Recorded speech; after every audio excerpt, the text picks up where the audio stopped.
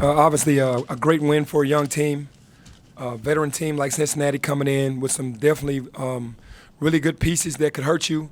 Obviously, we all know Jaron Cumberland, the reigning player of the year in our league last year, was going to come in knowing that he was playing against freshmen, knew he was going to come out with aggression from the beginning, and the way the kids responded was phenomenal. And to get this win on national TV was definitely gratifying because we lost our last game on national TV at home against Georgia, and just happy to get back on the winning track. Coach, you got the win. How close did they stick to the game plan you gave, and what was the key to not falling down early, like behind? Well, I think that it's funny because Mike and I always look at each other. The very first play of the game, we didn't do the game plan properly. It was like with young kids, it's going to happen. So we're coaching our butts off. Every huddle, we're reminding them. But for the most part, I say we did the game plan about 60% of the time today because they run pick and rolls. They're great at what they do. They made adjustments. We made adjustments. But we just kept fighting. We kept scrapping and did a phenomenal job on that team. Given what Precious is dealing with physically, how much did Malcolm, help him tonight? Malcolm helped a lot today. That's what I'm challenging him to do on a game-to-game basis. It's like you have to come out and make your presence felt defensively. Offensively, a lot of people don't know that he does what he does out there on the floor. He's kind of quick. He knows how to make decisions. He can pass the basketball. And I'm happy for him because he's been waiting on a game like this to where he's out, he's touching the ball, he's making decisions, dribble handoff, screening, going to the basket. So he looked really good today. So that helped Precious a lot by having Malcolm out there with him today doing that. It felt like you guys really handled the physicality pretty well, and that's not something that you would necessarily expect from a young team. So what did you just kind of make of how your team handled Cincinnati's physicality, because that's their brand of basketball? Yeah, for sure. We played in enough games where teams have tried to beat us up, none like Cincinnati, because that's their whole deal is to beat you up and grind you out, and the team was up for it. We had to protect home court. We had to hit first and keep punching because we knew if we didn't, they were going to make a run like they did, but we withstood that run. But I'm proud of the team for not bailing out and not allowing their physicality to push us back. We kept moving forward.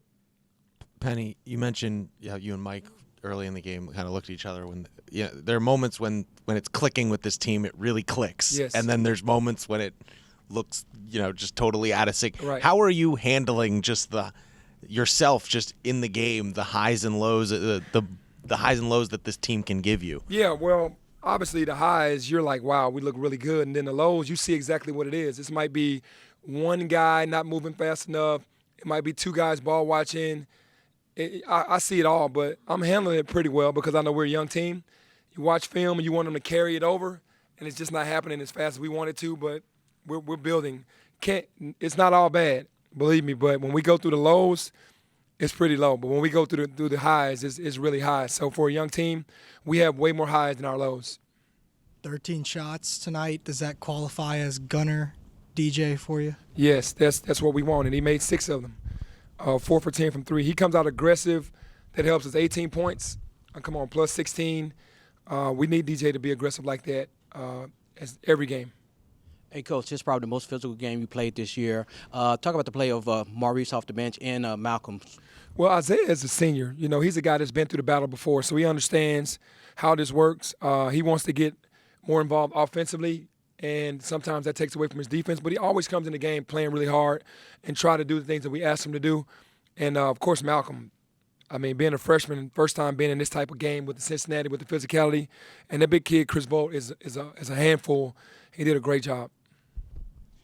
Penny, how key was the technical in terms of changing momentum at that point? Key. And It was very key. Not to interrupt you, but it was very key because we were only up 4, put us up 6, and I think we scored the next bucket. So that was something that was huge. I know what he meant by Jaron always drives to the basket and kind of almost torpedoes himself into the to the players.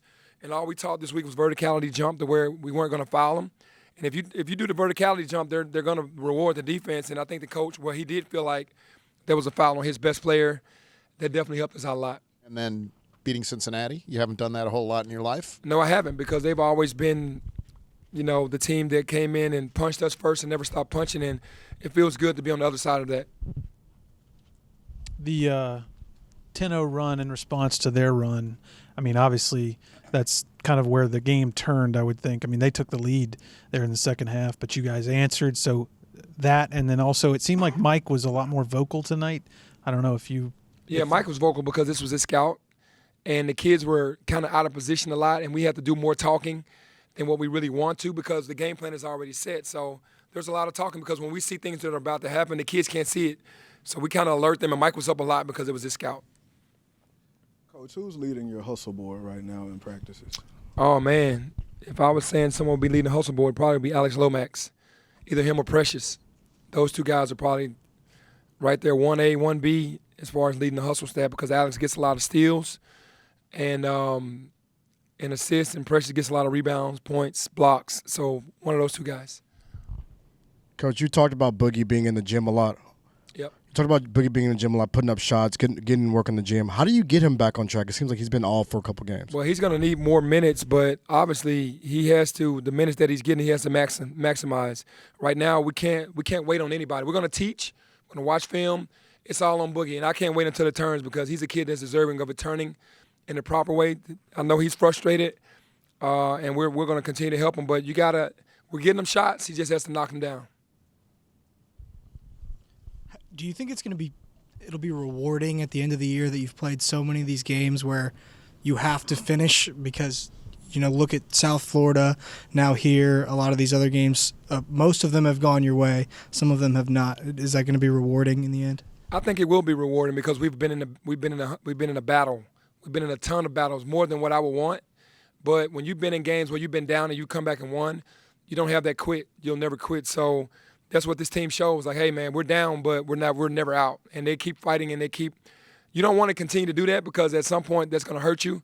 But if we get into a game and we get down, we know we're not out. We're not out of it. You get almost a week off. What do you plan to do with it? Well, obviously, defensively, we're going to continue to do our little shell drills and work on our different types of defenses from full court press to half court press to zone because at some point we're going to need to use zone against some teams at spurts. And then offensively, we're going to talk about spacing and execution of the offense and hitting singles instead of trying to hit home runs with passes. We try to do that way too much. At a time, Penny, when everyone's losing games all over the place that you don't necessarily expect, you've only lost 2, I think, where you were favorite in the last 2 years.